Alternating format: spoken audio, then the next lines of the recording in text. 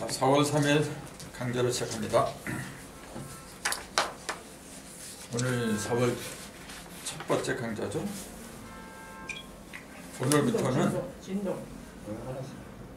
오늘부터는 그간에 하던 이제 구약 이제 그런 것보다도 4월은 그 부활의 계절이라고 하잖아요. 우리도 한번 알차게 한번 부활을 해보고 싶어서 성경의 핵심이라고 할 수 있는 예수에 관한 걸 집중적으로 파고 들어가려고 합니다. 누가 뭐라고 해도 성서의 핵심은 예수입니다. 하나님은 이 천지와 세상을 만든 목적이 어디에 있다고 했느냐 하면은 우리의 형상을 따라 우리의 뜻대로 세상을 다스릴 사람들이 출현하는 거라 그랬어요. 그러니까 하나님의 목적은 첫째 인간의 출현이에요. 인간다운 인간. 그 인간다운 인간을 사람들은 대개 어떻게 생각하냐면 대개의 경우 도덕과 윤리적인 것. 사람답게 살아라 이제 그러거든요. 근데 과연 어떻게 사는 게 사람답게 사는 거냐? 질문을 하면은 마땅한 대답이 아마 곤란할 거예요.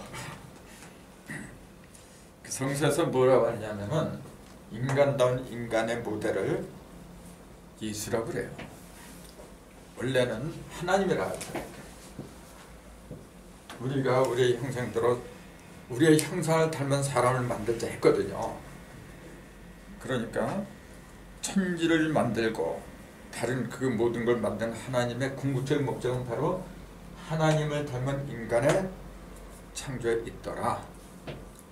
그러니까 그런 인간이 출현하잖아요. 그러면 하나님은 어떻게 돼요? 할 일 다 하셨으니까 그때는 안식한다. 그렇게 얘기를 한 거죠. 그러니까 내가 볼 때는 하나님이 아직 안식을 못해요. 히브리서도 그랬거든요. 하나님이 안식 못 하신다 그랬어요. 거기도 보면 안식할 날이 남아있다고 그렇게 기록이 돼 있어요. 하나님이 일하시는데 우리도 일해야죠. 그 어떤 일을 해야 하느냐. 자, 조금 아까 말씀드린 것처럼 하나님의 목적은 하나님을 닮은 인간이 이 땅에 출현한 거라 그랬어요. 그럼 우리가 해야 할 일이 바로 그거예요. 어떻게 하면은 하나님을 닮은 인간이 될 수 있느냐. 즉 하나님의 형상이 어떤 거냐. 이제 그런 것부터 파고 들어가야 돼요. 세상에는 하나님을 믿는 사람들이 넘치고 있죠. 근데 과연 하나님의 형상을 보았을까요? 하나님의 형상을 보았다고 하는 사람 중에 첫 번째 사람이 있었어요. 누굴까요? 기록에 의한다면 하나님을 봤어요. 그 사람 직접. 누구냐면 모세입니다. 모세. 보긴 봤는데 어떻게 봤죠? 얼굴을 본 게 아니고 등짝을 봤죠. 아니 이 양 볼 거 얼굴을 좀 보죠. 등짝을 봐. 하나님도 좀 심했지. 얼굴을 똑바로 이렇게 보여주시지. 왜 얼굴을 안 보여주고 등짝을 보여줬을까요? 실제로 하나님의 등짝이 무슨 등짝이 있어요. 그래 얼굴이 무슨 얼굴이 있고 하나님이 무형적인 존재인데 무슨 등짝과 얼굴이 있어요. 그래. 등짝을 보여줬다는 얘기는 그럼 뭐죠? 등짝을 보여줬다는 얘기는 똑바로 안 보여줬다고 얘기해요. 실상을 보여주지 않고 뒷모습만 보여줬다고 얘기잖아요. 즉 하나님의 뒷모습. 그 얘기는 다른 말로 진리의 뒷모습만 본 거지 진리다운 진리를 갖다 보여준 거 아니다. 그 얘기죠. 그럼 진리다운 진리가 아니고 진리의 뒷모습이라고 하는 그걸 성경에서 뭐라 했냐면 한마디로 그걸 율법이라고 했더라. 그 얘기예요. 그래서 모세는 율법의 선지자예요. 모세가 시내산에서 율법을 받아가지고 퍼뜨렸잖아요. 그 율법의 선지자가 모세로부터 시작을 쭉 해가지고 맨 나중에 선지자, 율법에서 가장 큰 선지자가 있었죠. 예수 직전에 온 선지자. 그건 세례 요한이라고 하거든요. 여자가 낳은 자 중에서는 세례 요한보다 큰 자가 없다 그랬어요. 제일 큰 자인데 천국에서는 지극히 작은 애보다도 못하다 그랬어요. 그게 세례 요한이에요. 그게. 과연 오늘날 수많은 목자가 있는데 세례 요한을 능가할 수 있었을까? 그런 것도 의문이고 만약에 세례 요한을 능가하지 못했다면 천국에 들어갈 수가 없다는 얘기죠. 제일 작은 자보다도 못하다는 얘기는 못 들어간다는 얘기죠. 그러니까 율법을 벗어나지 않으면 안 되더라. 그 율법을 하나님은 뭐라 했냐면 자신의 등짝이라고 했더라. 이제 그 얘기예요. 예수님은 등짝을 보여주려고 오신 분이 아니죠. 빌립이 하루는 그래요. 예수님 보고 우리한테 아버지를 보여주세요. 그렇게 이제 요청을 해요. 그러니까 뭐라 그래요? 너희가 그동안 그토록 오랫동안 나하고 있으면서 내가 아버지를 보여주었건을 어쩌게 또 보여달라고 하냐 그래요. 그 얘기는 뭐죠? 아버지의 형상, 아버지의 얼굴이라고 하는 것은 눈으로 볼 수 있는 게 아니다. 그 얘기죠. 너무나 당연한 얘기잖아요. 근데 왕 지금 대부분 많은 사람들이 그래요. 하나님의 음성을 들었다. 하나님의 형상을 보았다. 꿈으로도 보고 계시로도 보고. 지금 기도원에 가면은 그런 사람이 굉장히 많아요. 죄송하지만 한마디로 전부 다 허상입니다. 로마서에 보면은 하나님은 어떻게 볼 수 있느냐. 로마서 2장에 잘 나왔어요. 어떻게 볼 수 있느냐 하면은 만드신 만물에 분명히 나타난다. 그렇게 돼 있어요. 우리가 눈으로 보는 모든 만물 있잖아요. 산, 바다, 또 모든 형상들 있잖아요. 그 형상 그 자체는 사실은 그 형상 자체는 하나님의 몸뚱이에요. 내가 그 전에 그런 말씀 드린 걸 기억하는데 하나님의 천지를 창조하셨다 그랬거든요. 천지를 창조했다 그러니까 대부분 뭐냐면은 눈에 보이는 하늘과 땅을 만들었다 그렇게 알고 있어요. 눈에 보이는 하늘과 땅은 유형이죠. 하나님은 분명히 무형적인 존재라고 했어요. 무형적인 존재는 무형적인 천지를 만들 수밖에 없어요. 유형적인 존재는 유형을 만드는 거고, 그러한 사실은 70이 넘은 니고데모가 새파란 예수한테 찾아와서 물었을 때 그러잖아요. 어떻게 해야만이 하나님 나라에 들어갈 수 있습니까? 예수님이 그랬거든요. 사람이 거듭나지 않으면 천국에 들어갈 수 없느니라. 그러니까 내가 나이가 70이 넘었는데 다시 어머니 뱃속에 들어갔다 나올 수 있습니까? 이제 그렇게 물어봐요. 우리가 생각하면 얼마나 그 무식한 얘기예요. 근데 그런 것이 오늘날 통하고 오늘날도 이 몸뚱이가 무덤에 들어갔다가 사흘 만에 살아나고, 그 다음에 몸뚱이가 십자가에서 못이 박혀서 죽은 거고, 몸뚱이가 천연 몸에서 동령령 몸에서 나오고, 그런 식으로 좀 알고 있어요.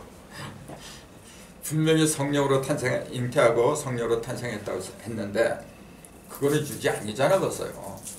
근데 그걸 자꾸만 눈에 보이는 물질적인 몸뚱이로 보니까 어떤 때는 맞는 것 같기도 하고 어떤 때는 틀리기도 하고 한마디로 도깨비가 되어버렸어요.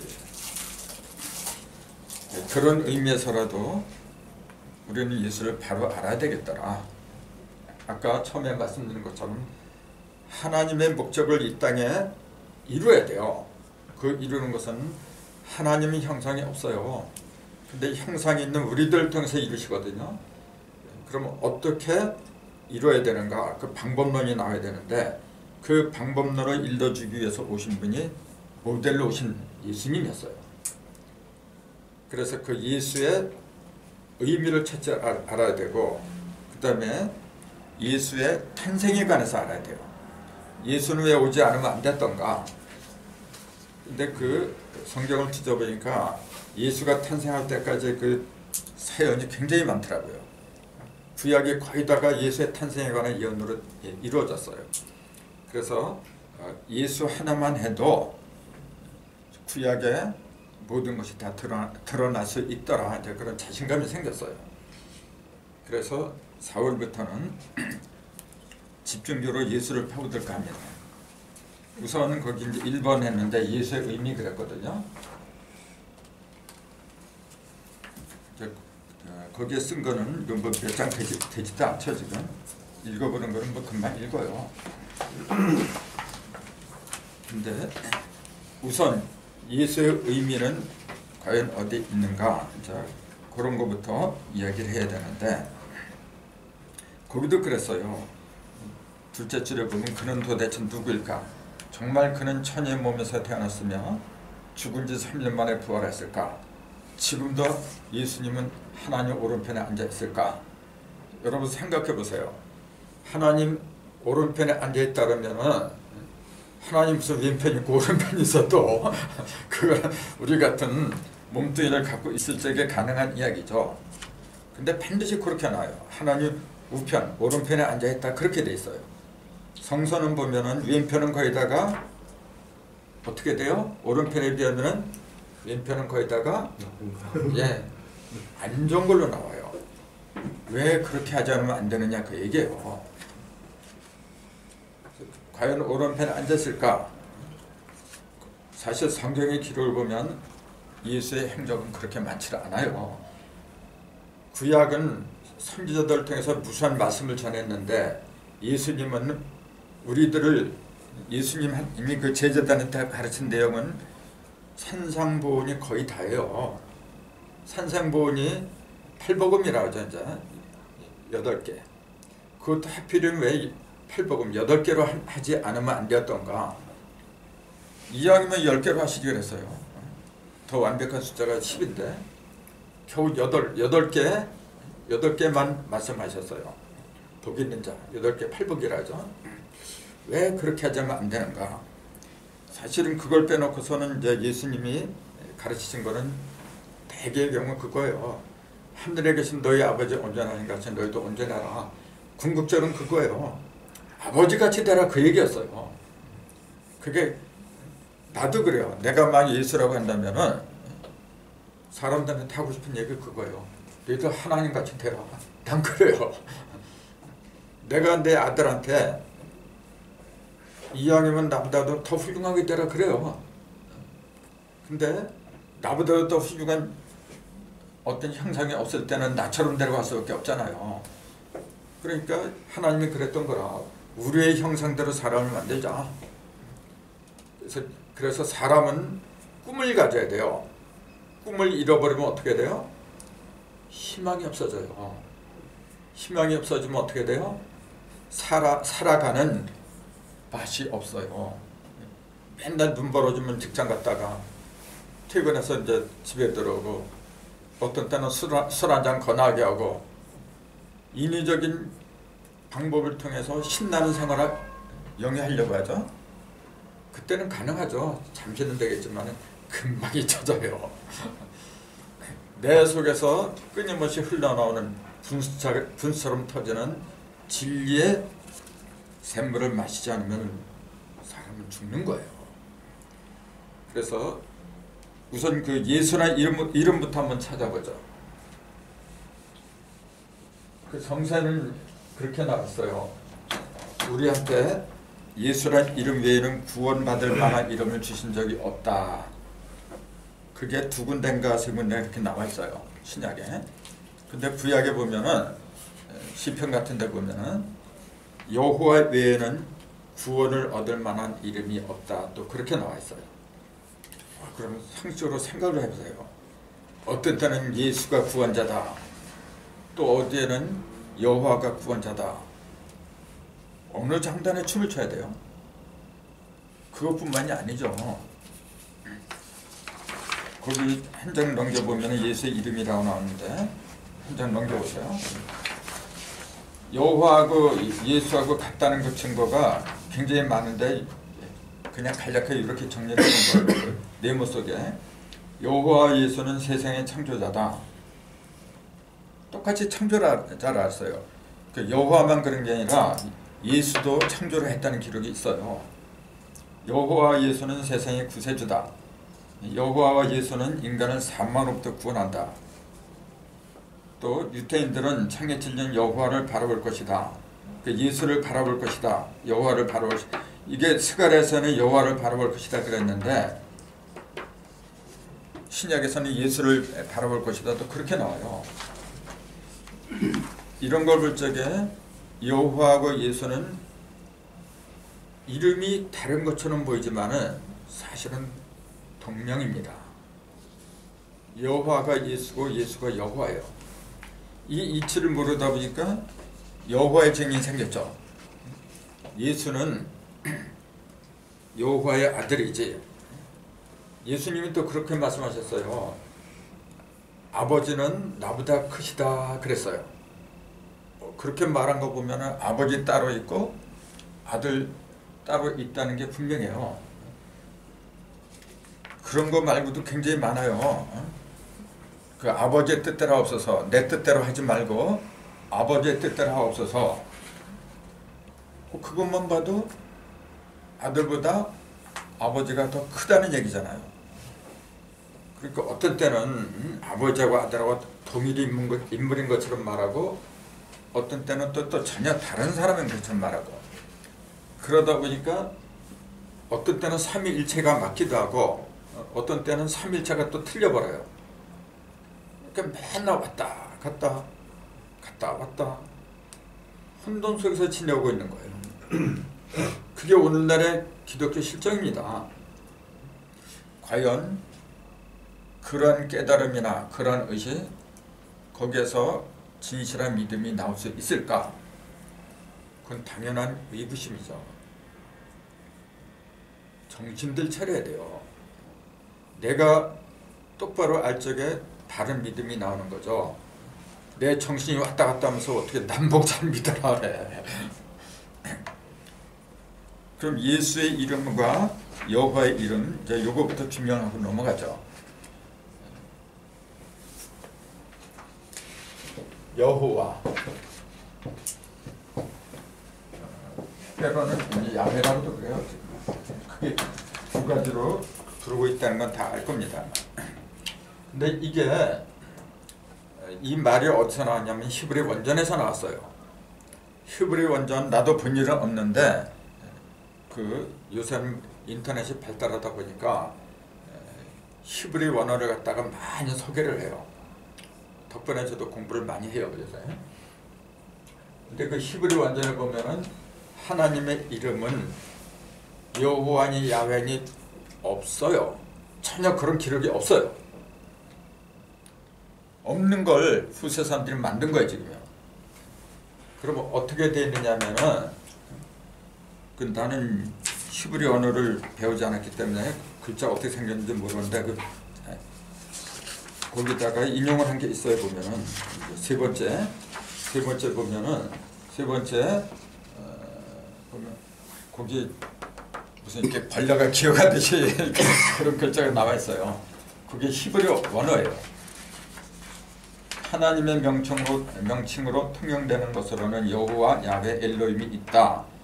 여호와나 야훼는 본래 이렇게 글자로 썼잖아요. 네 글자예요. 글자가 네 개래요. 이 문자의 정확한 발음은 아직까지 아무도 모른다. 아무도 몰라요, 지금까지. 이걸 어떻게 발음하는지 그 자체를 모른다는 거예요. 그것도 그럴 수밖에 없는 이유가 뭐냐면은 히브리어는 본래 자음만 있어요. 모음이 없어요. 여호와니 야훼니 이런 것은 요 여자가 이게 모음이야 지금요. 호할적 요것도 모음이고, 야 이것도 모음이고, 요런 거 동그라미 요런 거는 전부 다 자음이죠.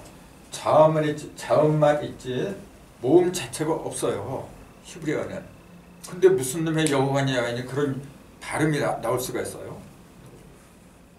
그러니까 그 모세한테 하나님이 그러잖아요. 모세가 내가 가서 하나님이 너를 너를 우리한테 보냈느냐 이렇게 물어보면 하나님 이름이 뭐라고 물어보면 뭐라고 하니까 그때 뭐라 하냐면은 나는 스스로 있는 자다 그렇게 대답을 하세요. 나는 스스로 있는 자다. 스스로 있는 자. 영어로는 I am that I am 또는 I am what I am 뭐 그렇게도 할 수 있죠. 나는 나다 이제 그 얘기죠. 그걸 우리식으로 풀이하면 나는 스스로 있는 자라 그래요. 그게 출력 있게 두 군데가 나와요. 그러면서 또 하시는 말씀이 뭐냐면은 이 이름으로는 너희 조상 아브라함과 이삭과 야곱 너희 조상들한테는 그 누구한테도 이 이름을 알리지 않았다 그래요. 다만 너희 조상들한테는 내가 내 이름을 이렇게 말했다 그래요. 전능자의 이름으로 일러줬다 그렇게 나와요. 너희 조상들한테 나는 내 이름을 전능자의 이름으로 알려주었지만은 여호와 이 이름으로는 알려주지 않았다 그렇게 돼 있어요. 그런데 창세기 1장부터 여호와라는 이름이 굉장히 많이 나와요. 가인이 아벨을 때려 죽이고 그 아벨 대신에 셋이라는 아들을 또 낳거든요. 셋이 또 에노스를 낳고 그때 그 당시에 사람들이 여호와 이름을 불렀더라 그렇게 돼 있어요. 아브라함도 틈 있을 때마다 여호와여 여호와여 굉장히 많이 불러요. 분명히 여호와라는 이름을 그렇게 많이 불렀는데도 불구하고 하나님이 그래요 모세한테 이 이름을 너희 조상들한테는 일러주지 않았다 그래요. 그럼 이게 무슨 말이에요 도대체가? 솔직히 하나님은 이름이 필요 없어요. 이름이 있다고 해서 하나님이고 없다고 해서 하나님이 아니고 그런 건 아닙니다. 하나님은 이름이 없어도 하나님이고 이름 자체가 필요 없어요. 이름이 있다고 하는 것 자체부터가 뭐냐면은 전체적인 하나님이 아니라 부분적인 하나님으로 전락했다 그 얘기잖아요. 나한테 왕위상의 이름이 붙은 것도 이런 몸뚱이가 있으니까 남하고 구별하기 위해서 이름을 붙이지 않을 수가 없는 거예요. 마찬가지로 전능하신 하나님은 그 자체가 전능한데 어떤 이름 하나 붙이면 그 하나밖에 이름이 없는 거예요. 근데 하나님은 모든 이름을 다 갖고 있는 분이에요. 모든 이름을 다 주기도 하고 만들기도 하고 그러신 분이 모르게 이름이 왜 필요해? 근데 왜 모세한테 그런 이름을 갖다가 일러주었느냐? 여호와라는 이름, 여호와가 아니지만은 이제 그 요걸 그 스스로 있는 자 그걸 갖다가 YHWH 이 영문으로 표기하면 이렇게 한다고 그랬거든요. YHWH 모음이 없으니까 그냥 여기도 이 자음만 이렇게 한 거잖아요 지금. 그래서 여호와니 야훼니 여러 가지 이름이 나오게 된 배경이다 이제 그 말씀이죠. 자, 이름이라고 하는 것은 왜 필요하죠?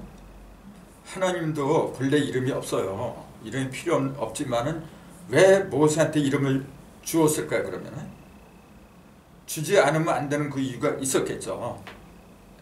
모세 이전에는 그런 이름이 필요가 없었어요. 그런 이름이 그런 이름, 즉 하나님의 이름이 필요가 없다고 해서 하나님이 필요하지 않은 건 아니겠죠. 그런 이름이 없다고 해서 하나님이 없는 것도 아니고 하나님은 분명히 존재도 하고 필요도 하고 한 존재예요.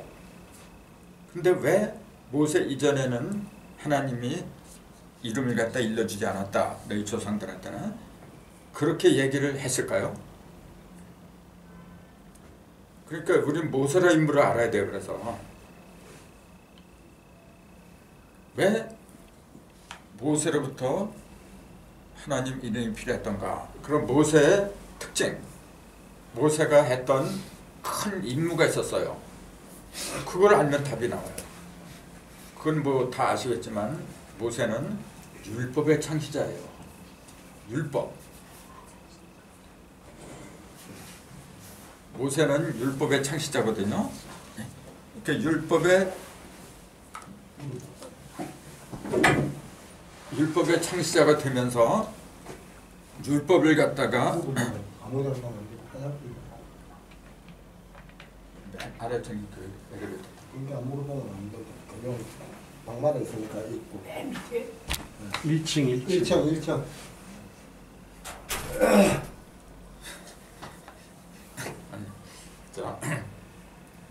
자, 율법 그전에 율법이 없었어요. 율법이 없다고 해서 하나님이 없는 건 아니잖아요. 그럼 율법이 있기 이전에 하나님과 율법이 생긴 이후에 하나님 어떤 차이가 있을까요? 하나님 자체는 아무런 변동이 없는데 있다면 누가 변동이 있었어요? 사람들의 의식, 사람들 자체가 변화한 거지. 아니 하나님이 무슨 변화를 해. 하나님은 지금이나 옛날이나 동일한 존재죠. 근데 그 하나님을 바라보는 사람들의 의식의 문제가 변동이 생긴 거지. 그 모세 율법이 있기 이전에 하나님은 어떤 하나님이었느냐면은 죄를 갖다 묻지 않는 하나님이었어요. 율법이 생김으로 인해서 어떻게 되느냐면은 요건 죄다. 도적질 한 건 죄다. 간음하는 건 죄다. 죄에 대한 대가는 돌로 쳐라. 또 이에는 이, 눈엔 눈. 그런 식으로 갚아줘라. 율법이 있기 이전에는 그런 게 없어요. 그렇다고 해서 사람들이 죄를 안 지었느냐면 천만의 말씀이죠. 율법이 있건 없건 죄는 항상 존재했어요. 근데 율법이 있기 이전에 그 죄는 어떻게 처리를 했느냐 그 얘기예요. 율법이 생기니까 법대로 하니까 편하죠. 법대로 하니까. 우리도 그래요. 우리 민족이 언제부터 생겼는지 그걸 자세하게 모르겠지만 처음에 모였을 때는 법이 없었어요. 아니 처음부터 무슨 법이 있어. 근데 사람이 많아지다 보니까 문제거리가 생기잖아요. 그래서 최소한의 어떤 규범 같은 거, 약속 같은 거 그런 걸 정해놓을 필요가 있죠. 그것이 율법이에요. 그것이 점점 더 견고해지면은 그게 이제 국법이 되는 거고. 그 사실 지금 우리나라는 이제 국법인데 국법이 있는데 다 율법이죠. 언젠가는 국법이니 율법이 다 초월을 해야 돼요. 저 법이 없다고 해서 사랑이 없는 게 아니에요. 모든 죄는 허다한 죄는 사랑으로서 다 덮는다고 했거든요. 근데 사랑을 해야 되는데 사랑을 못하다 보니까 어쩔 수 없이 질서를 찾기 위해서 필요했던 거죠. 그러니까 그 율법은 영원히 존속되는 게 아니란 얘기죠. 언제까지만 있는 거예요. 그 언제까지냐? 그때가 언제냐? 하나님의 아들인 예수가 등장할 때까지만 필요했던 거예요. 성서는 그걸 얘기를 해요. 우리는 지금 이 세상에서 국법이라도 없어봐요. 지금 현행 법이라도 없어진다고 가정을 한번 해보세요. 도둑놈 천지가 되어버려. 사기꾼 천지가 되어버리고 힘센 놈이 최고죠. 그래도 이만큼이나마 질서가 유지되고 살 수 있는 것은 법이 있기 때문에 가능한 이야기죠. 근데 그것이 언제까지 필요하냐면은 영원히 필요한 건 아니잖아요. 그 영원히 필요하다고 한다면 어떻게 돼요? 인간은 맨날 법이 없으면 못 산다는 존재잖아요. 그 법을 갖다가 능가하면 초월하면 어떻게 돼요? 그렇다고 해서 법이 없어지는 건 아니죠. 법이 있어도 그만 없어도 그만이지. 이제 그렇게 되면은 그러한 상태가 하나님의 아들이다. 이제 그 얘기예요. 그럼 모세 이전에도 사람 사는 세상은 똑같아요. 모세 이전에도 사람들이 죄를 짓고 그래요. 가장 대표적인 첫 번째 죄인이 아담과 하와였죠. 그 다음에 그 아들 카인이었고 계속 죄의 역사였잖아요. 이렇게. 근데 그 사람들을 갖다가 정죄하는 그런 법은 없었어요. 있었다고 하면은 하나님이 했지 그때는 직접. 근데 율법이라고 하는 거는 하나님이 직접 하는 게 아니고 법을 통해서 한다는 게 그게 다른 거죠. 그래서 하나님의 이름은 사실 필요가 없는데 왜 모세는 여호와라는 이름을 갖다가 만들 수밖에 없었느냐 하면은 법이 필요했던 거라. 그 애굽에서 노예 생활하는 자기 동포들을 끌고 나오려면은 통솔하려면은 질서가 필요하잖아요. 근데 개인의 이름을 가지고 하면은 당장 난리 나죠. 적어도 이게 신의 뜻이다 이제 그래 버리면은 벌써 느낌이 다르잖아요. 그래서 신의 이름을 갖다가 빙자할 수밖에 없었더라 그 얘기죠. 그래서 여호와라는 이름은 본래 없는 거예요. 여호와나 야훼는 없는 건데 어쩔 수 없는 필연성에 의해서 나타난 거죠. 그럼 율법이 영원히 지속돼서는 안 된다고 했잖아요. 아까. 마찬가지로 율법이 언젠가 사라진다고 하면은 여호와나 야훼도 언젠가 사라져야죠. 그걸 잘 보여주신 분이 예수님이었죠. 신약의 예수님은 단 한 번도 여호와여 야훼여 그렇게 이름을 안 불러요. 그렇게 불렀다면 어떻게 돼요? 율법의 선지자지. 만약 그렇게 불렀다면 예수는 하나님의 아들이 아니죠. 하나님의 아들을 첫째 아들, 맏아들이 예수라고 했는데 그럼 그 전에 있었던 모든 인간들은 하나님의 아들이 아니란 얘기잖아요. 그것도 그래. 그 기준을 어디에다 두느냐 이제 그건 이제 나중에 나와야 되겠지만 미리 말씀드릴 것 같으면은 하나님의 아들을 구분하는 그 기준은 성령으로 탄생했느냐 아니냐 거기에 있는 거예요. 지금도 마찬가지예요. 성령으로 탄생한 사람이라면 누구든지 하나님의 아들이 되는 거고 그렇지 않으면은 간음죄 아들이고 그렇게 돼요. 예수의 갈라디아 4장 4절에 보면은 때가 참에 하나님이 그 아들을 우리에게 보내사 여자에게서 나게 하시고 율법 아래 나게 하셨다. 그렇게 나와 있어요. 아니 세상에 예수만 여자의 후손이에요? 여자한테서 태어난 게 예수만인가요? 모든 인류들은 다 여자한테서 나왔는데 왜 그런 표현을 쓰지 않으면 안 되느냐? 그건 이제 나중에 또 얘기가 나오겠지만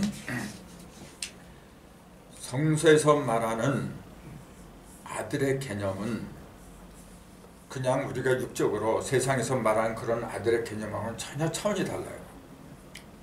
성서에서 말하는 하나님의 아들은 반드시 하나님의 혈통을 받아야 돼요. 자, 내 아들이라고 하려면 내 정자와 난자를 갖다가 받은 자식이어야 돼요. 요새도 툭 하면은 법원에 가가지고 친자 확인 소송을 하잖아요. 세상에 육적인 자녀도 그런데 영적인 자녀는 왜 안 그래요? 영적인 자녀는 더해요. 근데 과연 어떻게 그런 구분을 갖다 할 수 있느냐? 그러니까 그거는 예수님이 오셔가지고 염소와 양을 갖다 이렇게 좌편과 우편을 이렇게 갈라야 된다 하는 얘기가. 그러지 않고서는 그 누구도 심판을 할 수 없다. 이제 그렇게 많은 말들이 있죠. 과연 그럴까 하는 것은 이제 공부를 해보면 알겠죠. 뭐 제가 말씀을 안 드려도 다만 아시고 계실 거예요. 다만 지금 말씀드리고 있는 것은 예수란 존재를 우리가 정확하게 알기 위해서는 예수란 이름이 여호와란 이름하고 동일한 명칭이라는 거 그것만큼은 확실하게 알고서 넘어가야 돼요. 그 여호와니 야훼니 이런 것이 이제 이렇게 돼 있어요. 여기는 이제 Y자로 되어 있는데 히브리 원문에 보면 이제 J자 이렇게 돼요. 뭐 예수도 이렇게 돼 있어요. 예수. 이게 제대로 하면 제수라 그래, 제수. 근데 헬라어로는 여기 이르 발음이 돼, 이르. 그러니까 예수. 하다 보니까 예수라고 이제 자연적으로 그렇게 나온 거죠. 근데 이것이 구약에서 뭐냐면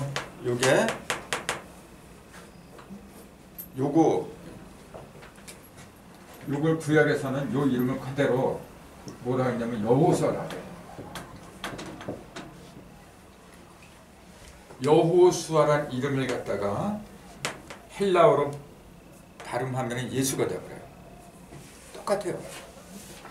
그러니까 여호수아라는 뜻은 뭐냐면은 구원자는 여호와다. 그 얘기예요. 그 의미가. 그 여호수아가 예수고 예수가 여호수아고 여호수아는 여호와예요. 그대로. 그래서 그 여호와니 야훼니 이런 신이 명칭이 따로 있는 게 아니고 여호수아나 예수나 본래 동일한 명칭이었다. 그게 확실하게 들어가야 돼요. 그럼 예수는 왜 여호와란 명칭, 여호와를 부르지 않았을까? 그 얘기예요. 예수는 하나님을 꼭 뭐라 불렀냐면은 여호와여 여호와여 그렇게 안 부르고 꼭 아버지요.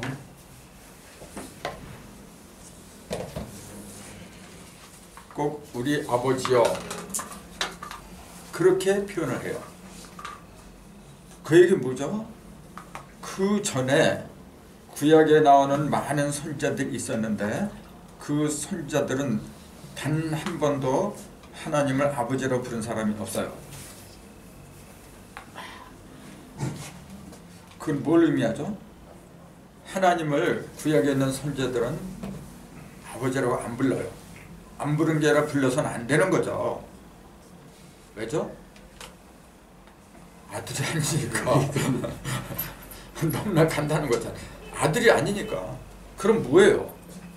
아들이 아니면 그들의 정체는 뭐라고 해야 돼요? 종이죠. 그렇죠.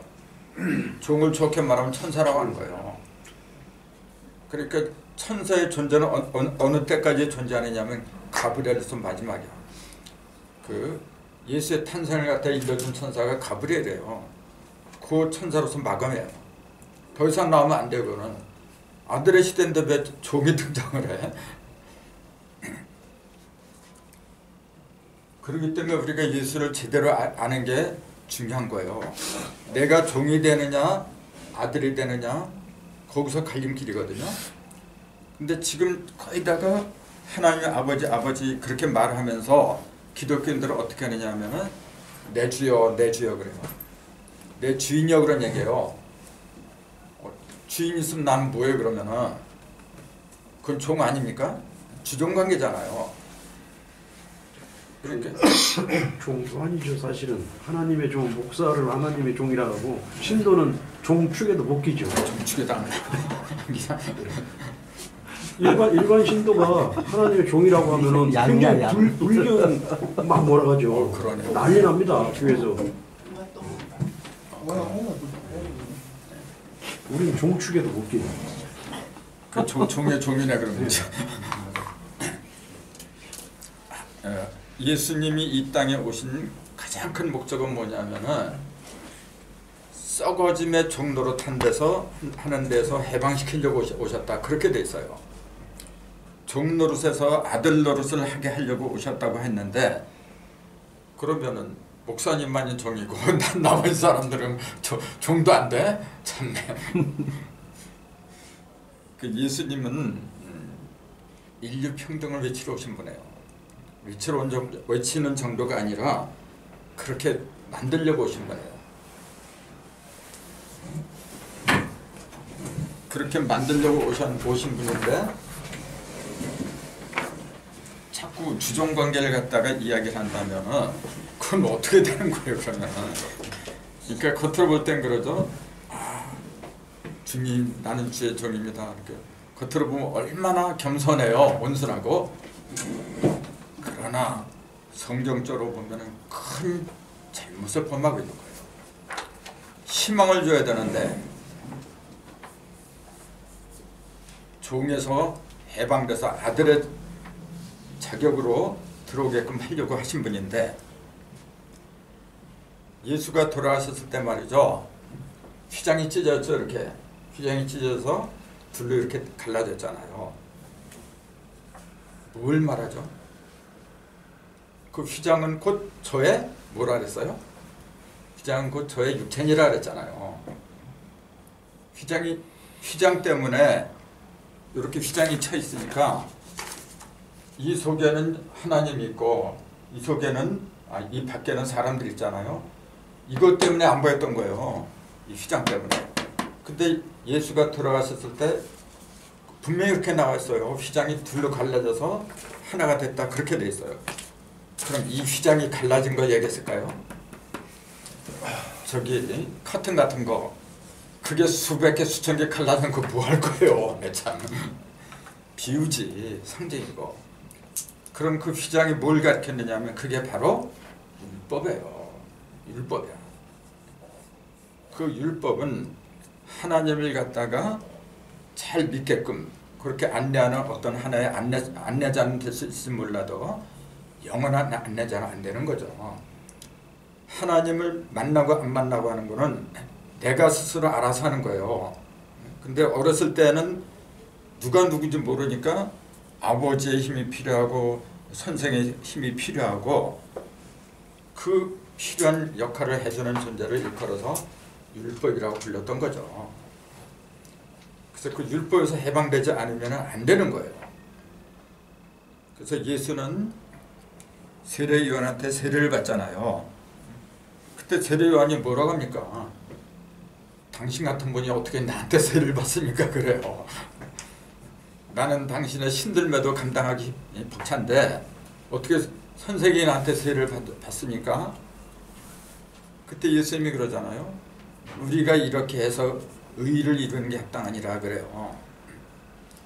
예수는 율법을 완성하려고 오신 분이에요. 내가 율법을 폐하러 온 줄로 믿지 말라 그래요. 폐하러 온 게 아니라 완성하게 하려 함이라 그랬거든요. 근데 그 말이 똑같은 거예요. 완성하면 안 쓰는 거니까 피하는 거랑 마찬가지지. 근데 피한다고 하는 것은 인위적으로 찍어서 없애버리는 거고 완성하면은 쓰라고 해도 안 쓰는 거죠. 예를 들어서 내가 어릴 때 조그만 쓸 때 입던 옷 있잖아요. 지금 그거 갖다 줘서 입으라 해도 그거 어떻게 입어? 그 율법이잖아요. 율법은 반드시 필요해요. 필요하지만 어느 때가 되면 없어져야 돼요. 그래서 그 율법을 상징하는 하나님의 이름이 필요했던 건데 그 이름을 여호와 또는 예수라고 했더라. 아니 야훼라고 했더라. 이런 이치를 모르니까 어떻게 돼요? 예수는 죽어서 부활한 다음에 여호와한테 갔다. 그렇게 얘기를 해요. 자, 예수님이 부활해갖고 하늘로 올라가셨죠. 올라갔는데 그 하나님 오른편에 예수님이 앉아있다고 되어 있거든요. 근데 하나님 오른편이라고 했지 거기에 누가 여호와 오른편이라고 그랬어요? 그런 이름 없어요.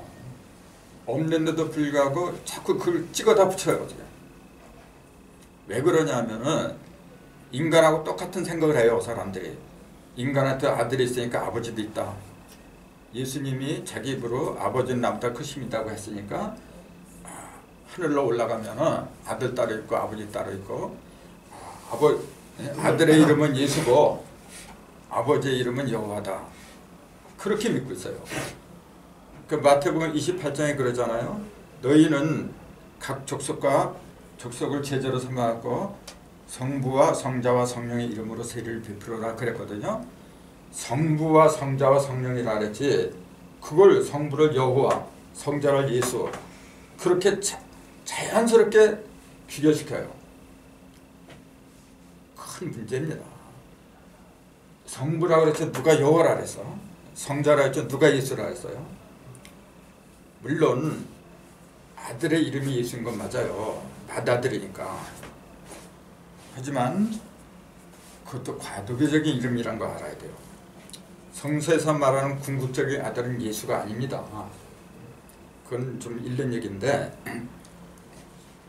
본래 하나님은 보라 처녀가 잉태의 아들을 낳으니 그 이름을 임마누엘이라 하리라 그랬지 누가 예수라고 하리라 그랬어요. 예수라는 이름은 하나님이 직접 전해주는 이름이 아니고 가브리엘이라는 천사를 통해서 전해준 이름이라는 사실이 좀 안 돼요.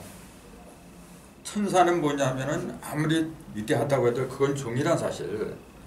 율법의 마지막 종을 일컬어서 가브리엘이라고 해요. 가브리엘. 그래서 가브리엘은 반드시 마지막 선지자인 세례 요한의 탄생할 때 일러줘야 돼요. 그것도 묘하게 세례 요한이 그 엄마가 이제 엘리자베스죠. 이제 엘리사벳이라는데 엘리사벳이 잉태하고 5개월 지나고 6개월째 접어들었을 때 가브리엘 천사가 와가지고 6개월째 그런 거예요. 마리아한테 와갖고 이제 예수 탄생을 일러줘요. 그 10개월 중에서 절반은 세례 요한, 절반은 예수의 탄생을 갖다가 얘기해 준 거예요. 그게 뭘 가르쳐요? 그런 게 바로 들어와야 돼요. 그래야만이 율법에서 복음, 율법을 벗어나는 그 방법을 갖다가 제대로 찾을 수가 있다 그 얘기죠. 그래서 다시 한번 말씀드리지만 예수의 이름은 여호와다.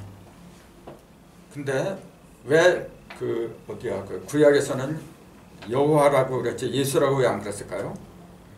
물론 그 표현하는 방식에 있어서 히브리식이 있고 헬라식이 있고 이제 그래서 이제 그런 게 이제 가장 큰 원인이겠죠.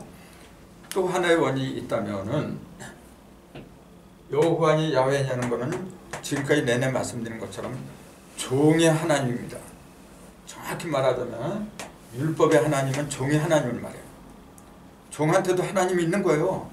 주인한테만 하나님이 있는 게 아니라 다 있는 거야.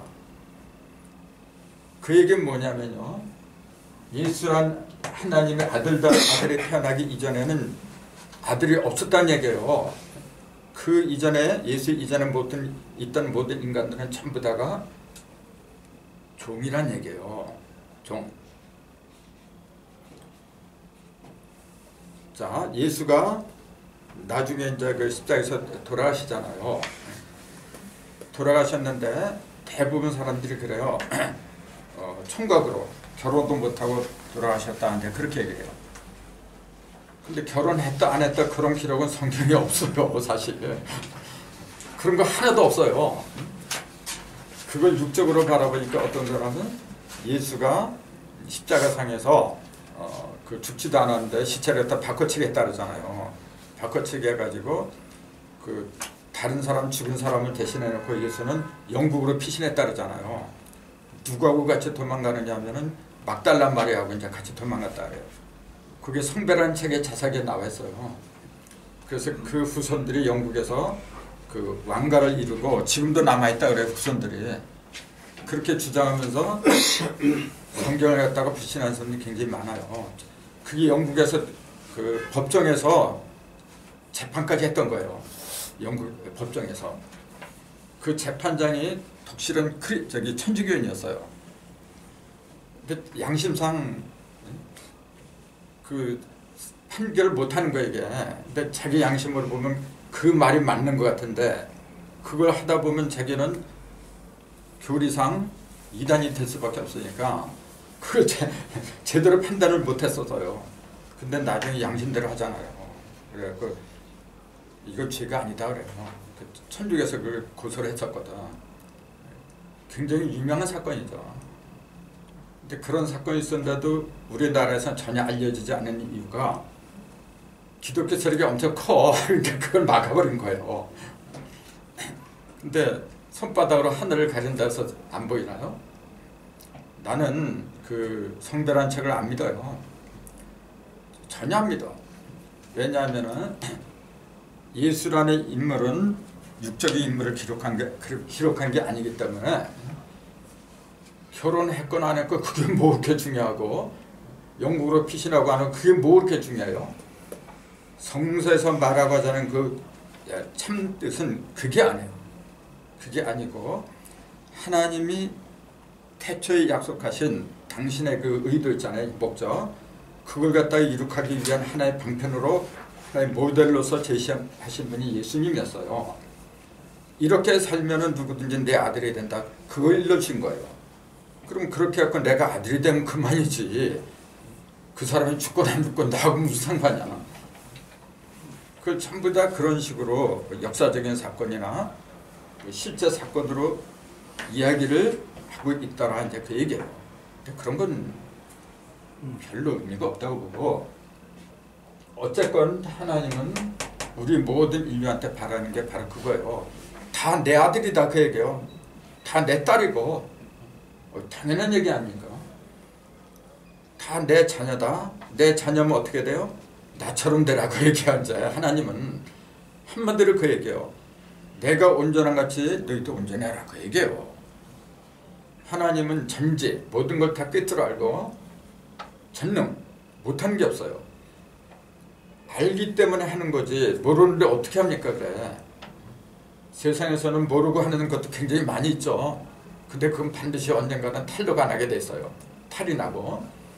알고서 하는 거하고 모르고 하는 거는 큰 차이가 있어요. 반드시 먼저 알아야 돼요.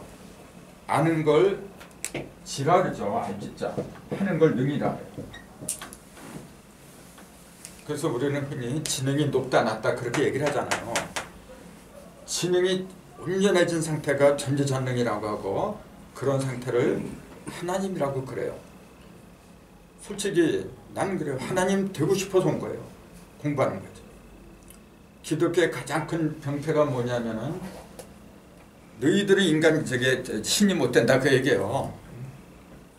에덴 동산에서 선악과를 먹고서 신처럼 되려고 먹었기 때문에 건방진 죄를 범했다는 그 얘기에 지금 한마디로. 과연 그게 건방진 걸까요? 너무 문자에 매이고 얽매이고 하다 보니까 뭐냐면은 자꾸 인간을 갖다 죄인으로 만들고 종으로 만들고, 다른 어떤 특정한 인물을 통하지 않고서는 죄를 갖다가 갚을 수가 없다, 벗어날 수가 없다 그렇게 얘기를 해요. 솔직한 얘기로 내가 어떤 죄를 지었잖아요. 내가 갚아야 돼요. 내 죄를 누가 대신 갚아줘? 말도 안 되는 얘기죠. 근데 왜 대속이란 말이 왜 나죠?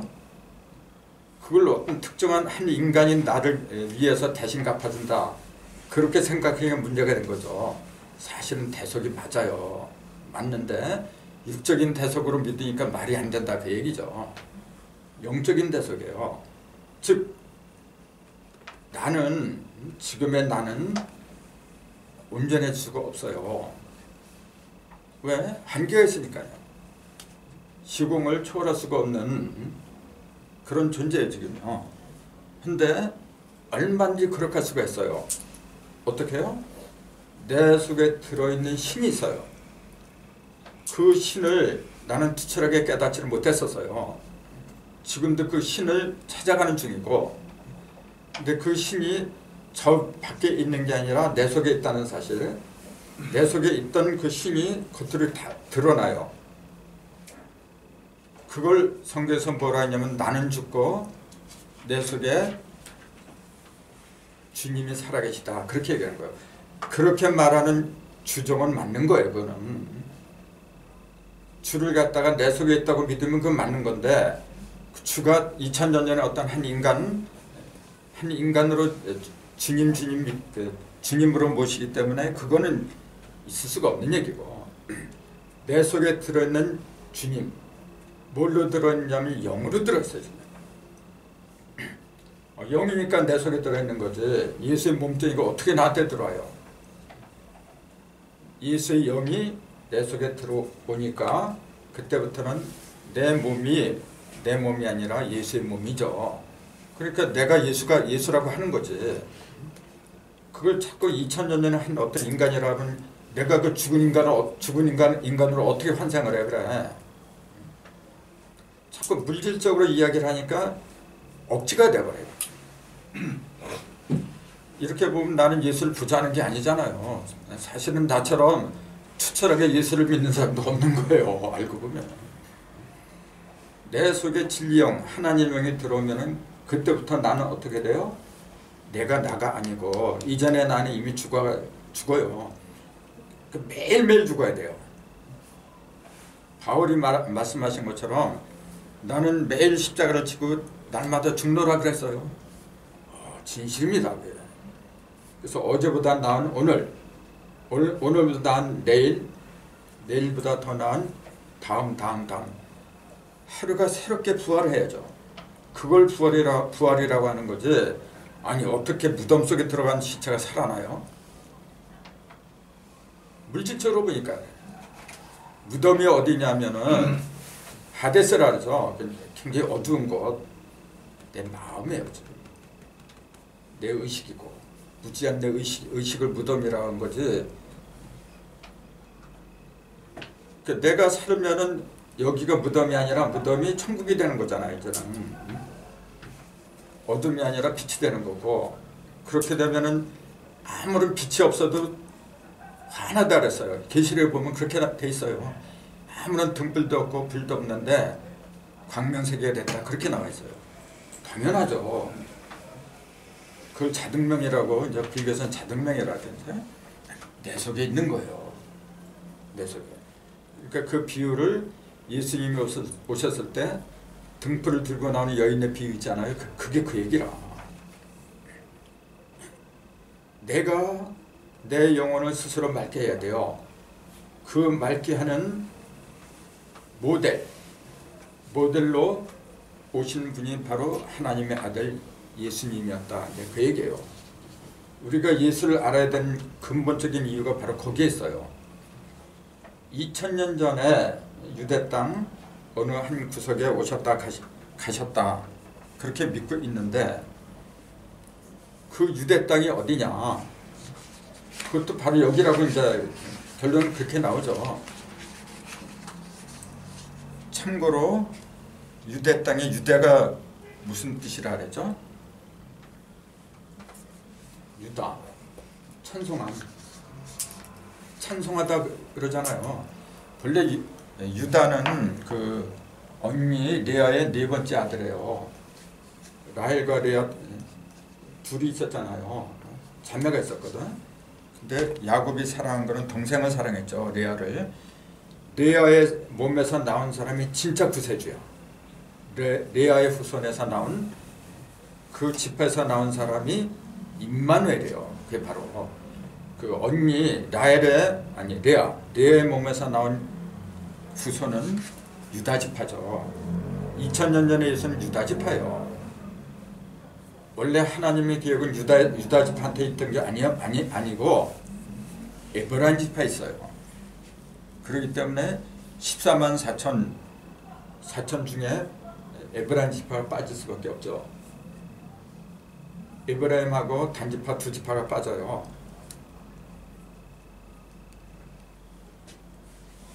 그것도 이제 나중에 또 얘기가 나오죠. 아무튼 예수의 의미, 예수의 이름, 지금까지 살펴본 것처럼 어떤 개인을 가리킨 게 아니다. 그 얘기예요. 그래서 성경에 보면은 많은 이름이 나오는데, 예를 들어서 다윗 그래요. 다윗 하면은 이렇게 해놓고 성경에 보면 이렇게 줄이 그어졌어요. 지명에도 이스라엘에 해놓고 지명에는 줄이 두 개인가 이렇게 그어지고 이름은 하나가 그어지고 그렇게 돼 있어요. 근데 여호와나 예수나 이름에는 줄이 없어요. 그건 뭘 의미해요? 이거는 고유명사예요. 이렇게 줄이 그어져 있는 거. 근데 줄이 없는 거는 뭐냐면 보통 일반 명사를 가리켜요. 아담이란 명칭도 일반 명사입니다. 그 고유명사가 아니에요. 히브리 원전에 보면 너무나도 자세하게 나와 있는데, 그 아담이라는 사람도 어떤 특별한 한 사람을 가리킨 게 아니라는 거예요. 그건 첫사람을 가리킨 거예요. 첫사람은 흙에 속한 자이거니와 둘째 아담, 둘째 사람은 하늘에서 내려왔다. 고린도전서 15장에 나와 있어요. 그 사람들이 첫 아담, 둘째 아담이 어떤 개를 가리킨 건가요? 상징이죠. 나를 가리켰잖아요. 내가 저 어둡고 낮은 흙에서 이렇게 태어났을 때는 내가 첫사람이야. 근데 거기서 하늘로 올라갔어요. 어둠에서 해방돼서 밝은 광명으로 거듭 태어난 사람이라면 그건 둘째 사람이라고 하는 거예요.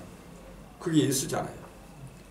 내 속에 아담과 예수가 동시에 들어있는 거예요, 지금요. 그걸 자꾸만 6,000년 전에 에덴 동산을 가리키고 그걸 자기네들이 봤나? 부하도 못 믿는 세상인데 어린심작으로 믿고 있어, 지금요. 단지 성경에 그러한 그 기록이 있다는 그 사실 하나만 갖고 그걸 부정하면 안 되죠. 그 기록이 있으니까. 나도 그 기록을 보고서 얘기를 하는 건데 그 기록은 어떤 특정한 시간이나 시간대나 특정한 지역을 가리킨 게 아니더라.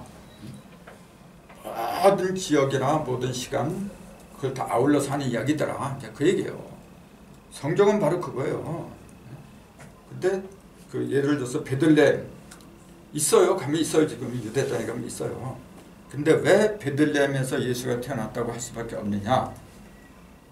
베들레헴이라는 의미가 있잖아요. 베들레헴이라는 그 뜻이 뭐냐면 떡집이죠. 빵집. 생명의 떡이 나오는 집이다. 그 이름을 갖다가 베들레헴이라고 하니까 그걸 갖다가 인용한 거죠. 그러니까 그런 지명이 없다? 그렇게 부정하면 안 되죠. 그것도. 성서에 나오는 모든 지명의 인명은 누군가 있었고 뭔가 있었으니까 하는 거지. 전혀 없는 걸 얘기하면 그것도 문제가 되는 거죠. 근데 그게 뭐 그렇게 중요하냐. 그걸 제대로 그 의미를 깨닫지 못하면은 그거 알면 뭐 할 거야 또. 베들레헴도 그렇고 가나안도 그렇고. 가나안이라는 뜻이 뭐죠? 가나안도 뜻이 있어 이게. 가나안을 향해서 가잖아 이렇게. 젖과 꿀이 흐르는 땅 그러잖아요. 가나안은 낮은 곳이란 얘기예요. 아주 낮은 곳. 우리를 애굽을 이제 검은 땅이잖아요. 티끌 이렇게 애자가 티끌 애자거든 원래. 티끌.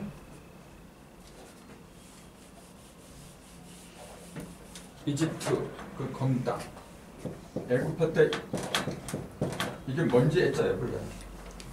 먼지 속에서 끌고 나왔다 그 얘기잖아요. 출애굽이란 말이. 먼지 속에서 끌고 나와. 그럼 이걸 성경에서 뭐라 하냐면 이거 흙이라고 한 거예요. 사람을 흙으로 지었다 그러잖아요. 그러니까 실제 저 눈에 보이는 그런 흙을 가리킨 게 아니라 그랬잖아요. 그것이 아니라 요새 이 먼지 때문에 미세먼지 때문에 얼마나 고통받아요 지금. 잘 보여주고 있는 거예요. 미세먼지 속에서 해방되라 그 얘기예요 지금요. 흙 속에서 나오지 않으면은 맨날 흙 속에 파묻혀 있는 거예요. 흙 속에 있던 거 하나님이 끄집어내 가지고 사람의 형상을 빚어서 코에다 생기를 넣으니까 생명이 됐다 그랬잖아요. 아니 언제 육체가 됐다 그랬어. 생명이 됐다 그랬죠. 하나님이 이 사람의 이 몸뚱이를 만들었다 믿으니까 참 더 엉터리게. 이게 생명을 만들었다 그랬지 언제 몸뚱이를 만들었다 그랬어. 참. 그렇게 문자대로 믿는 걸 몽각선생 율법주의다 그렇게 말한다 그랬거든요. 그것도 필요해요. 어린애들한테는요. 우리가 어린애들 있잖아요.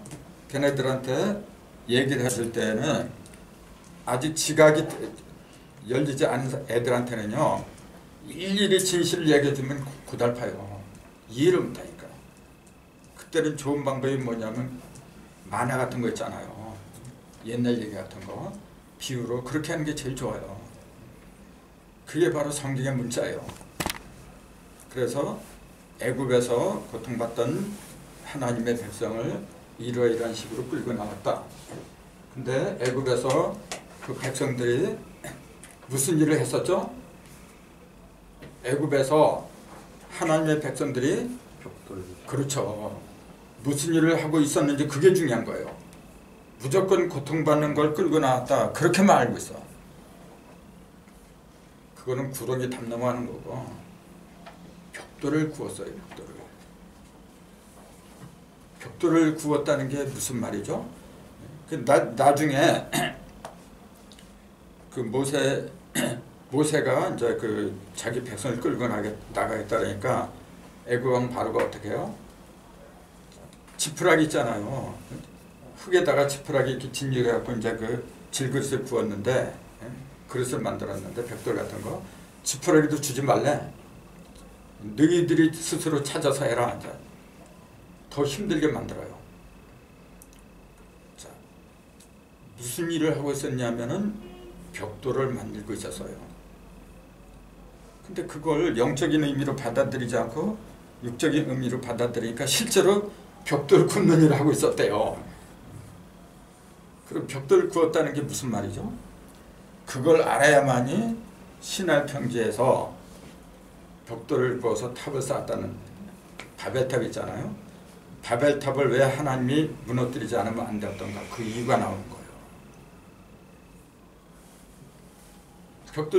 벽돌을 굽고 있었다니까, 그 애굽에서요. 그걸 고통이라 그랬어요. 왜 그 고통이죠 그러면?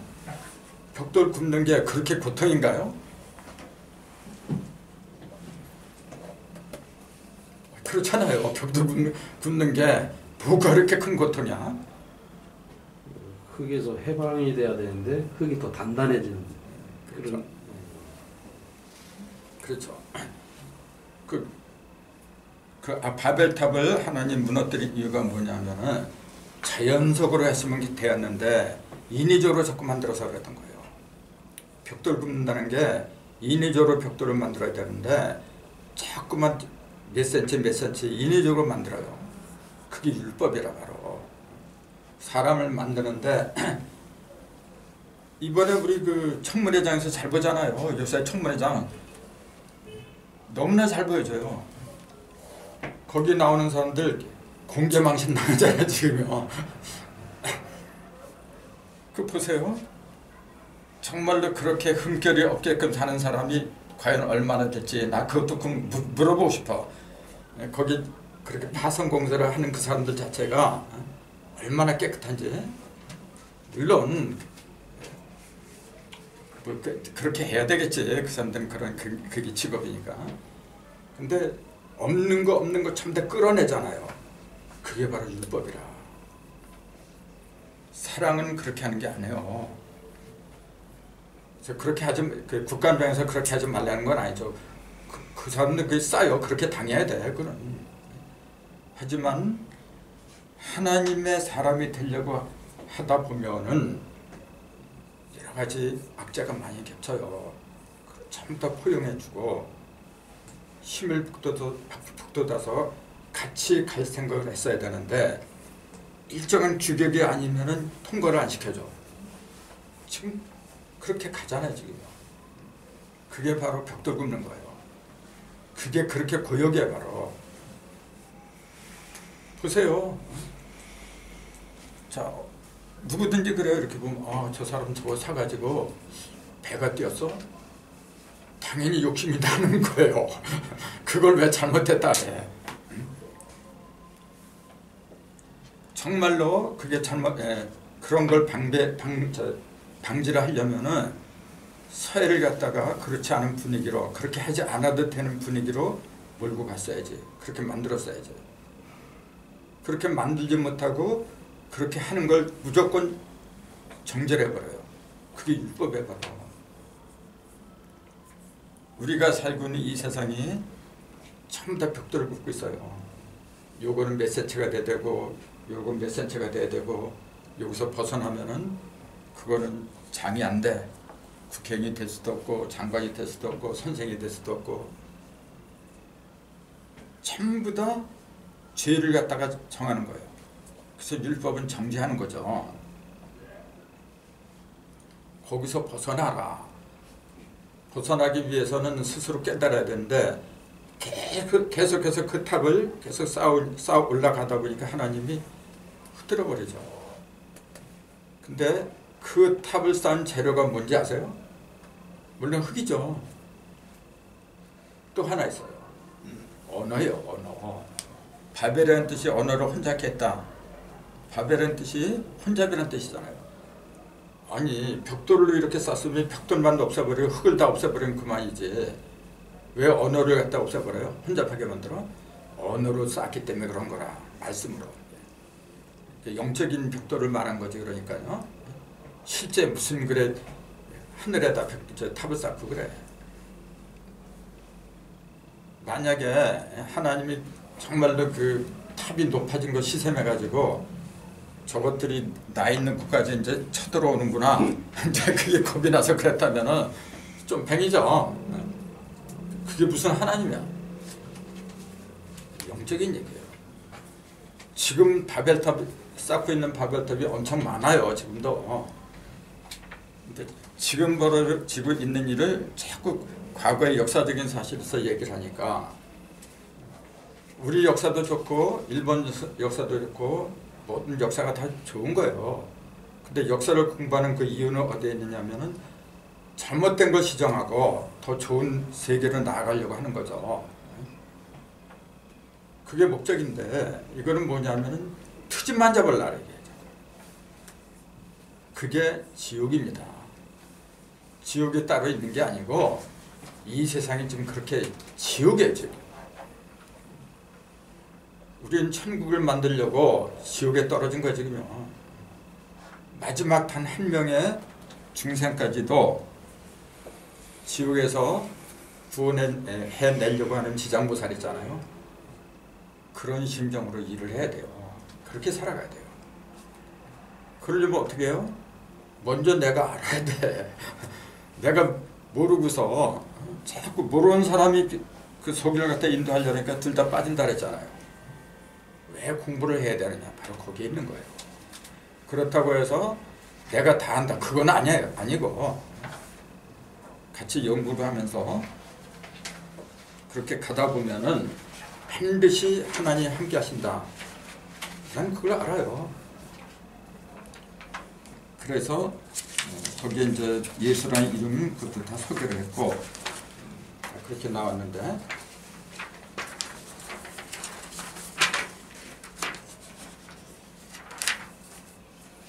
이제 여기에 쓴 내용을 이제 두두로 좀 더 이제 말씀을 드렸거든요. 근데 요거는 예수가 무언지를 들어가는 아주 서막에 불과한 거고 다음 시간에는 뭐냐면은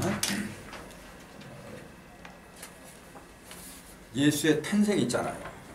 처녀 탄생. 과연 처녀가 뭐고 왜 처녀 탄생을 갖다가 하나님은 얘기하자면 안 됐던가. 그 필연적인 이유가 있는 거예요. 근데 그런 배경 같은 거를 얘기를 안 해줘요. 지금요. 이사야 선지자를 통해서 처녀 잉태설을 얘기를 했는데 그렇게 하지 않으면 안 되는 그 이유가 있었어요. 그 당시 이제 아하스 왕하고 왔던 오고 간 그 대화 내용 같은 거 있잖아요. 그런 게 굉장히 중요한 거예요. 그런 걸 알게 되면은 아, 처녀가 생물학적인 처녀를 가리킨 게 아니구나. 또 예수는 꼭 그렇게 나와요. 여자의 후손이라 했어요. 여자한테서 태어나게 하시고 꼭 그렇게 나와요.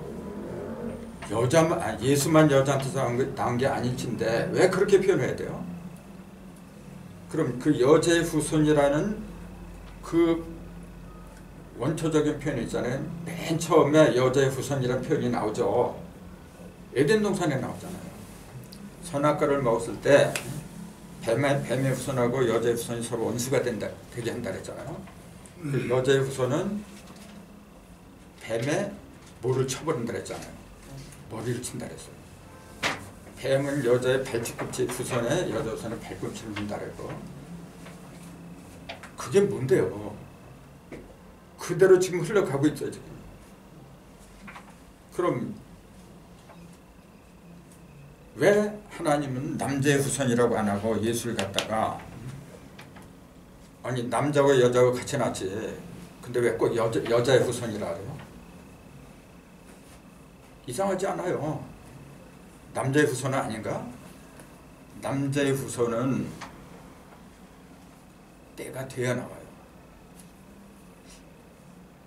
어느 때가 돼야 나올까요? 남자의 후손은?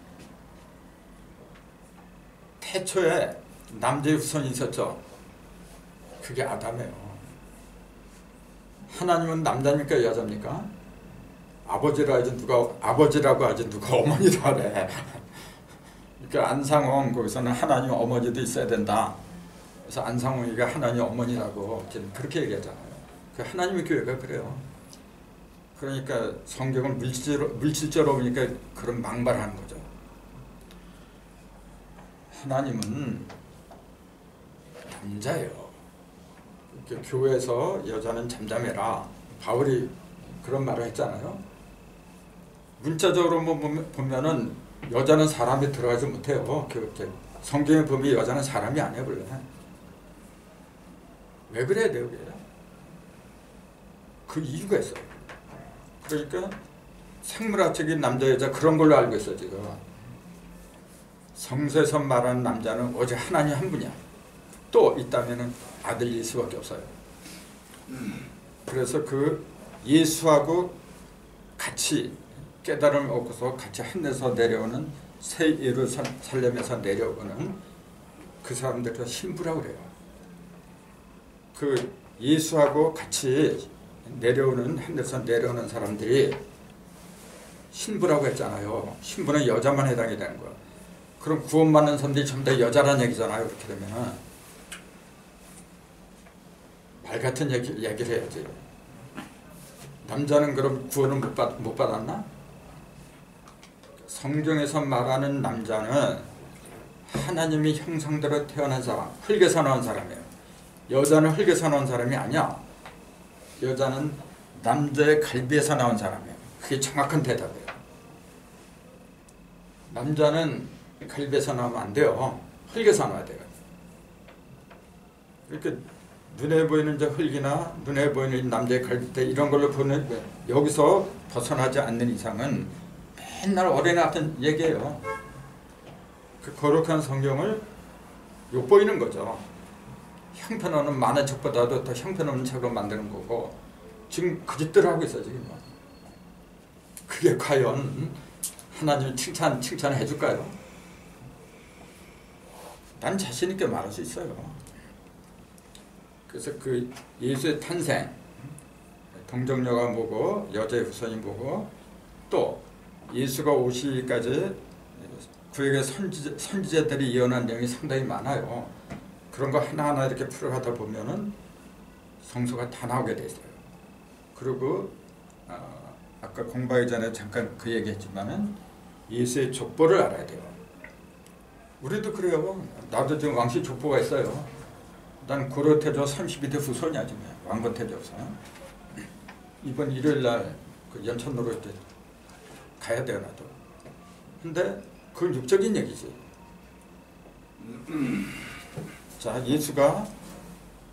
예수는 성령으로 잉태하고 성령으로 탄생하고 하잖아요. 근데 왜 족보가 필요해? 참. 족보라고 하는 거는 사람의 혈통을 따라서 나왔으니까 필요한 거죠. 근데 하나님이 직접 만들었잖아요, 성령으로. 근데 왜 족보를 필요해? 그 족보도 마태복음에는 14대 14대 14대 3번에서 42대예요. 누가복음에는 77대까지 나와. 마태복음에는 아브라함부터 시작하잖아요. 아브라함이 1대야. 누가복음에는 예수가 1대가 돼가지고 아담이 76대, 하나님이 77대예요.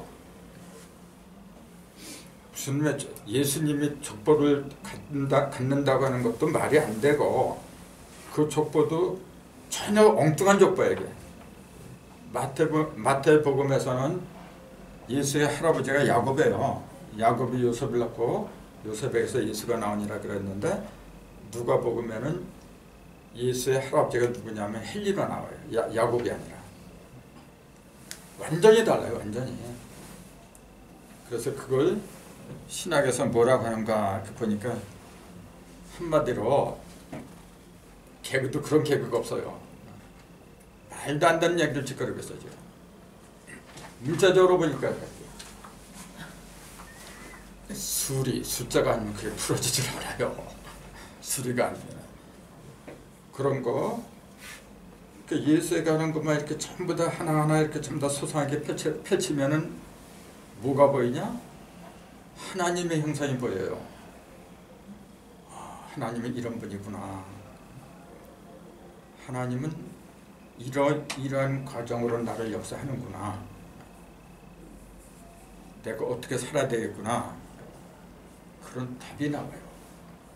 그렇게 알고 가는 사람하고 그냥 가는 사람하고 그 결과는 뻔해요.